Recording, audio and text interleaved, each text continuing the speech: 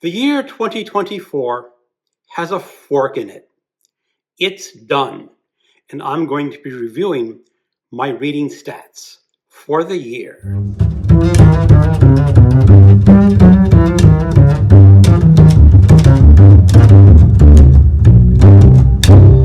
Hello, welcome to my channel, Another Bibliophile Reads. My name is Greg, and since the year 2024 is over, I want to review my reading stats. There's going to be no book reviews mentioned in here, very few titles. I'm just going over what I read throughout 2024. If you do not know, I used to be a computer programmer before I retired, and I kept a database of all the books that I have been reading since December of 1990, so it is very easy for me to review stats of what I have read. Perhaps some people don't find stats too interesting, but I think it is. I think having a list of what I have read with some statistical data on titles, authors, formats, and so forth can be illuminating because metrics can gauge how well of a year I have done. Now, I'm going to try to go through this relatively quickly and make it relevant. So I will have to be looking over to the corner a lot because I have my laptop where I have all my data on display. Perhaps the top statistic that people will be interested in is how many books did I read in 2024? I don't always think that the number of books is all that illuminating, but perhaps it can be. I read 192 books last year. That was 73 digital books on my Kindle, 61 print books, 56 unabridged audiobooks, and 2 great courses on audio. I do count the great courses as reading a book. I am also challenging myself to read a number of pages for the Read What You Own challenge, so I do keep track of all the pages that I have read in the year. This year, I have read in unabridged audio format 23,838 pages. In digital, 22,695 pages. In print, 15,336 pages. The great courses come out to 417 pages. That is a total of 69,346 pages read in 2024. That may sound like a lot of books and a lot of pages, but you should remember that I am retired. I don't have many other hobbies other than reading, so I can actually get a lot read in a year. I actually think that I could probably do a lot better, but I watch a lot of booktube.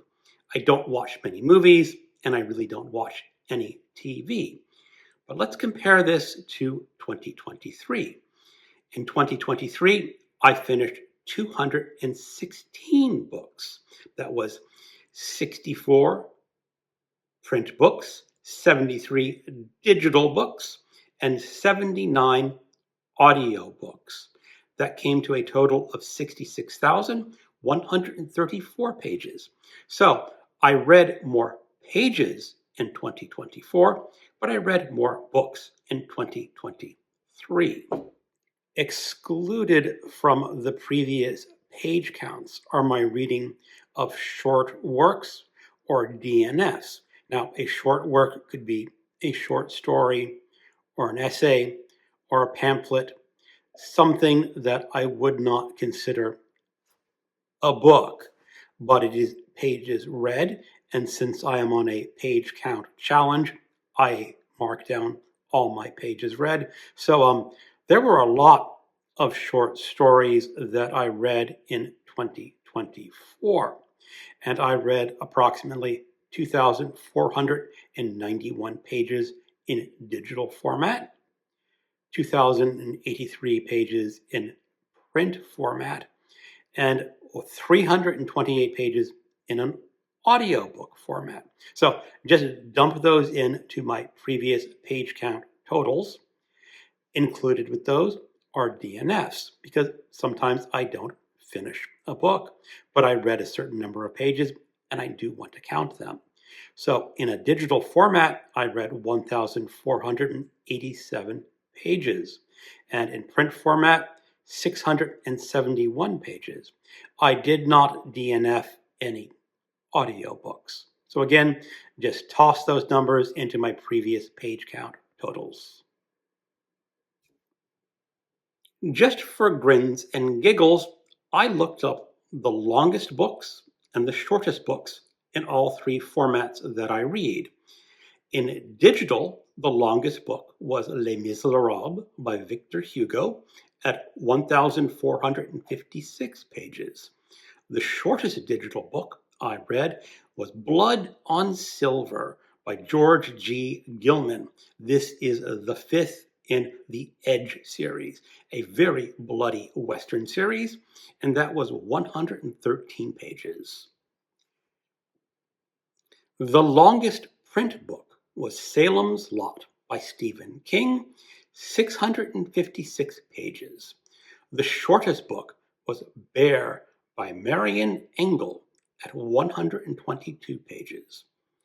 The longest audiobook was The Blackest Heart by Brian Lee Durfee, 960 pages. The shortest audio was Nothing But Blackened Teeth by Cassandra Cow, 130 pages. Rereading. Not everyone likes to reread books. There are many booktubers who express that they would rather explore a new book than reread a book. But I actually like rereading books. I always estimate that I will read approximately 25% of my books as rereads. And in 2024, out of my 192 books, 43 were rereads. And that comes out to 22.4% of my reading total. So my estimate was pretty much close to being on the money. One of the things that I started tracking this year is when a book was published, because I often say that I don't read a lot of new books, and I wanted to put that to the test. Actually, I was a little surprised at my totals. For 2024, I have broken this down into decades. So I will give you the top decades. 2020, for books published in the 2020s, I read 51. In the 2010s, 16. For the 1990s, 11. And the 1980s, 7. 1970s, 22. The 1960s, 16. In the 50s, it dropped down to 8. The 40s were 3. The 30s were 7. The 20s were 2. 1900 was 1. 1890s was 2. The 1880s was 1. And 1860, 1. So for the 20th century, I read something from every decade except for the 1910s.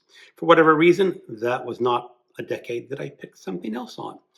I think I am going to try to focus on that for 2025 and try to find something from every decade, at least for the 20th century. I don't think I will do as well for the 19th century. I also track books by genre and subject. Genre is sort of an overarching category of books, just sort of a rough estimate to what you're picking up. So you know, is it fiction, nonfiction, poetry, science fiction, that sort of thing. And subjects is a little more detailed. I will start off with a genre. For fiction or literature, I read 46 books. Horror, 41. Nonfiction, 35. Crime, mystery, and suspense, 35. Science fiction, 24. Western, 4. Poetry, 2. Children's or young adult, 2. Romance or chick lit, 1. Religion and spirituality is 1. And drama is 1. Subject is a lot more complicated because it goes into a lot more detail, but let me get at least the entries with at least 5 books read. Novel, 69. Horror, which I guess could include some novels, is 22. Mystery, 21. Science fiction, 14. Crime, 9. History, 8. Western, 8. Historical novel, 7. Fantasy, 7. Religion, 5. Drama, 5. And poetry, 4. It gets kind of complicated mixing those two up between genres and subjects, so sometimes the numbers don't always mesh totally, but it eventually makes sense to me. How often do I read the same author within a year? Usually it's not that many, but I ran the stats for this year and it came up a little surprising, at least to me. Stephen King, I read 6 books by him this year. That's actually quite a bit for me, but I was participating in the All About Holly readathon earlier in this year, where I and a group of other booktubers were reading every book by Stephen King that included the character Holly. There are actually 5 of those books? Yeah, 5 of those. So I read 4 of them in 2024. I then read Salem's Lot as part of my 70s horror project. And then Lecton at Reading from the Depths started a group where he was discussing the works of Stephen King and how they related to Buddhist beliefs. And he picked The Long Mile. So, of course, how could I resist something that matched up Stephen King to Buddhism and one of Stephen King's best books? After that, I read 3 books by Edward Lee, 3 by F. Paul Wilson, 3 by Kurt Vonnegut, 3 by Adrian Tchaikovsky, 2 by J.R. Roberts. J.R. Roberts is an erotic novelist, or should I say, adult Western novelist. Those are just naughty Westerns with a lot of sex. And 2 books by George G. Gilman. There are a few other novels where I read 2 books, namely George Simeon, Margret series, Gao Tanabe. He is a Japanese manga artist who interprets the works of H.P. Lovecraft. Ian Fleming. I read 2 James Bond novels this year. Joe Nesbo, Norwegian Crime. Marjorie Strapoli, she is a graphic memoirist talking about her times growing up in Iran. Those are really good memoirs. 2 books by P.D. James, Philip Jose Farmer, 2, Sarah J. Moss, 2, and Graham Masterton, 2. I also track the original language the book was written in. I can only read English fluently. I have a smattering of Spanish, and I can sometimes read a sentence or 2 in the original Spanish, but there's no possible way I could finish an entire book. So all the books I read were in English, but I wanted to track what original language the book was written in. So 168 of my books were originally written in English, 11 in French, 2 in Japanese, 2 in Norwegian, 2 in Russian, 2 in Dutch, one in Finnish, one in German, one in Italian, one in Polish, one in Serbo-Croatian, and one in Swedish. So, where do the authors originate from? I also wanted to track the author's nationality. For me, 119 came from the United States. That's really a large portion of what I read. For 2025, I want to see if I can reduce the number of authors from the United States. 39, England, 4, France, 4, Ireland, 3, Canada, 3, Japan, 2, Iran, 2, Norway, and all the rest of the countries that I read were all just one incident. They included Algeria, Belgium. I think that's wrong. I don't think I have my Margret series done right, because I just said I read 2 books by Simeon, and he is from Belgium. So there is an error in my database.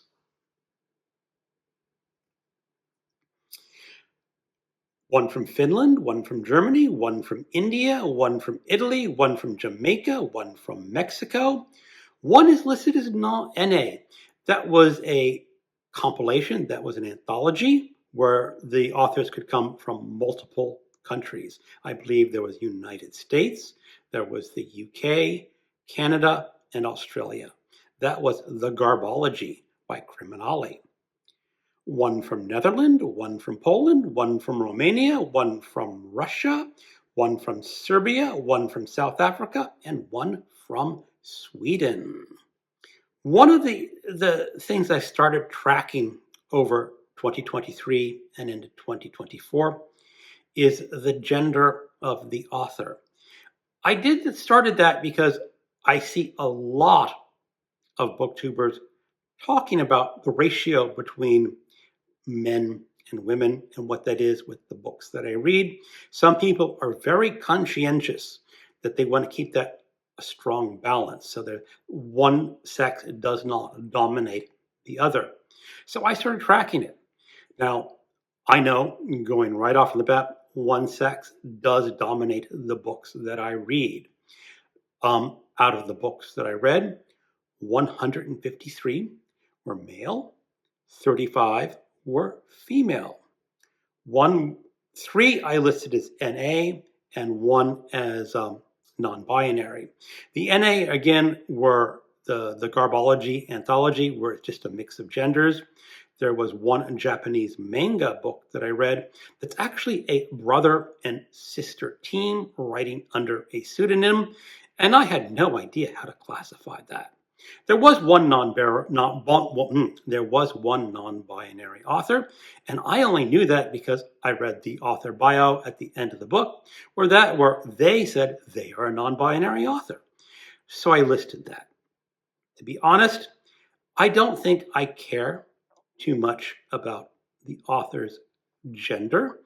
I am going to continue tracking it into 2025. But since I don't pay a whole lot of attention, I may eventually drop it just because it's not of great interest to me. I also do not track the author's race or the author's sexual preferences. Those are other 2 categories that some booktubers follow and think about quite a bit. Not so much with me. However, since I have been tracking gender, I'm kind of curious about how it breaks down into genre. What genres by women do I read the most?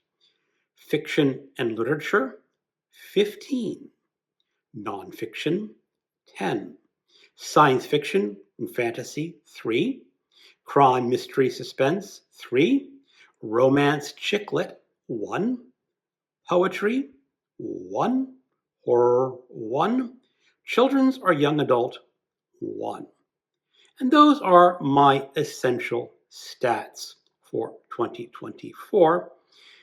I actually encourage people to write down what they have read and keep a rudimentary knowledge of their stats. I'm a previous database programmer, so keeping it in a program on my laptop is rather simple for me. Other people, I think Excel would do a very good job. You can do a lot of this data tracking in that format. Please consider it and making your own videos in future years about your stats. Not everyone thinks stats are interesting, but I think they're kind of interesting. Thank you for watching, and keep on reading.